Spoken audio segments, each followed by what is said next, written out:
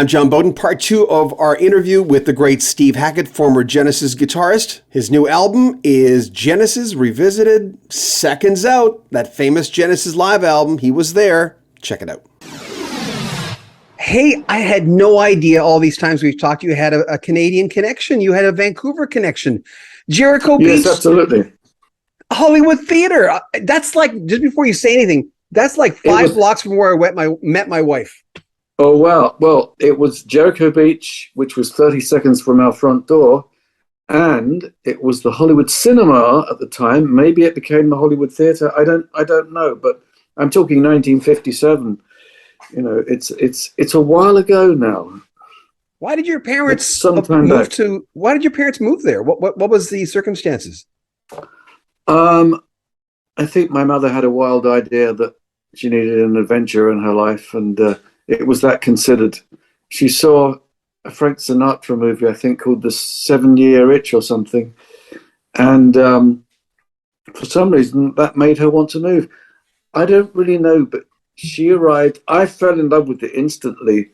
My mother was critically homesick.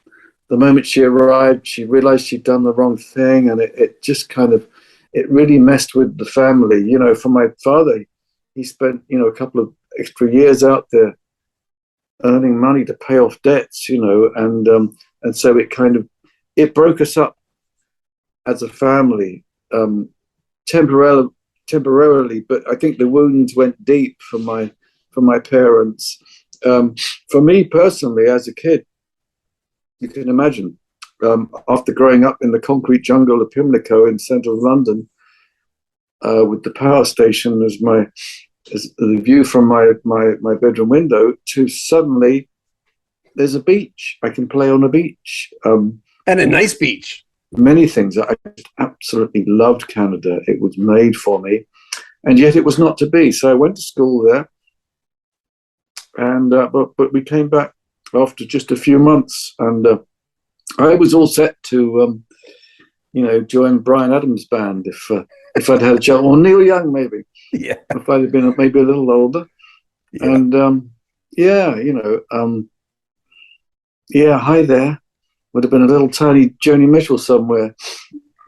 Well, a little further out west, a little further in the east. Yeah, that's true. Genesis Revisited live. It's all Canada to me. It's all the other side of the pond and more exotic than where I come from. But then people do travel to London to see the exotica of a great big city. And of course, yes, it has its greatness, but its greatness was lost on me as a child. And the greatness of Canada was forever emblazoned on my heart. So I have a sense of altered space. If you've only really grown up with the Thames as your near neighbor, suddenly you're seeing the Atlantic Ocean, and you're crossing, and you're seeing the prairies, and you're traveling through the Rockies, and it was, you know, it just blew my child's mind. There's just a sense of awe and wonder that was incredible. We traveled across on Canadian Pacific with the observation dome, and my eyes were like this the whole time. It was a big part of my childhood, and it was a huge influence. And when I go back, I feel incredibly emotional when I visit that spot where it was just so close. You know, paradise was just right there. Well, you know what Jericho Beach, it's majestic. Do you have any favorite Canadian artists that touched you through the years? Well, my God, well, 2 biggies, of course. It's Joni Mitchell and Neil Young. I mean, right there, you know, you've got something extraordinary. And I heard a recent album that Neil Young had done with, I can't remember the name of it. It might be 5 years ago, but it was with orchestra and big band and rock band and you know, big stuff. And it seemed to me back to the perspectives of Man Needs a Maid and that glorious, huge, soaring orchestra that goes with that. And then, of course, Joni Mitchell, who starts out as a folkie and then has arrangements and revisits of her work done by Vincent Mendoza, doing those incredible arrangements around stuff like what's the one I'm thinking of? Is it Amelia and what's the other one?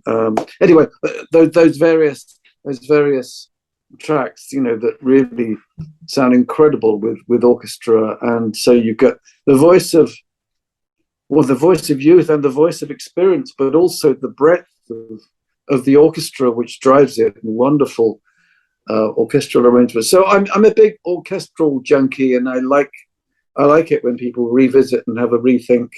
And those who might have started out with 6 strings on a guitar go to limitless perspectives. And that is my dream as well, which I've occasionally lived out. And it's a wonderful thing when you hear an orchestra playing something that you've either written yourself or you've been associated with. It's such a blast the first time you hear an orchestra playing something. It needs to be a wonderful orchestra. In my case, it was the Royal Philharmonic playing something I'd written. It was a rearranged piece for Genesis. It was For Absent Friends, but the orchestral part was recorded separately before we had vocals put on it, and by Colin Blunstone, and it was great just to hear them play it perfectly. First take was just bang on. It's like these guys don't need any rehearsal. You stick up a couple of mics and you're there. Yeah, a wonderful experience, life-changing experience, another life-changing experience. One last thing about Joni. What did you think of her tunings? Because that's the first thing that someone came up to me, and I'm a drummer. I'm not a guitarist. Kept saying, "Hey, man, she has these interesting tunings." And going, I don't know what that means when I was a kid, right? Right.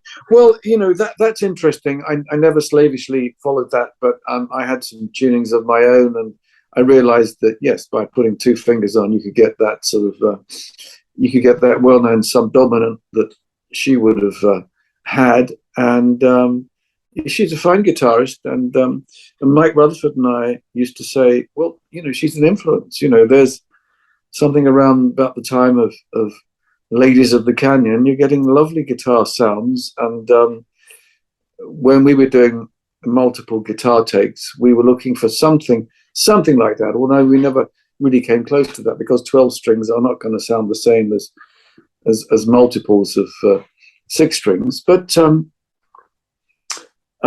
yes, she's a force, absolutely. And so those 2 people for a start.